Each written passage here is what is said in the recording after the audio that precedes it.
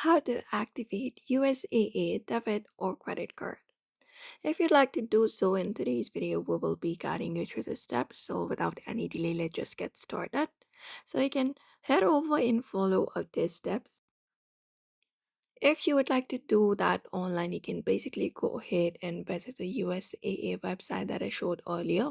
And once you are logged in, you can navigate to the Activate Card section, usually found under My Card within your account, and follow the on-screen instructions to activate a debit card.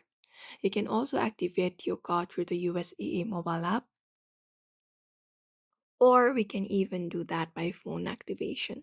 So you can basically call to this toll-free number available for at ATM and debit card for the USAA debit card or credit card. You can basically search for your number in the website or directly search for it in the internet and follow the prompts to activate your card. Otherwise, we even have in-person activation, which is ATM activation. If you're activating a replacement card, you can activate it at the USAA ATM. You can insert your card in the ATM and complete the transaction using your PIN, and that's it.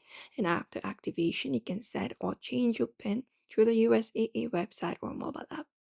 And you need to ensure that you have a card or any necessary information like your online ID and password readily available for that. And if you have a replacement card, you may need to destroy your old card after activating the new one.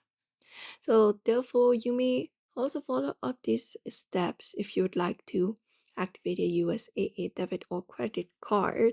So, I hope this video was helpful. Give it a thumbs up and subscribe for more tips and tutorials. And if you have got any questions, you can just drop them down below, and we'll be seeing you in another video.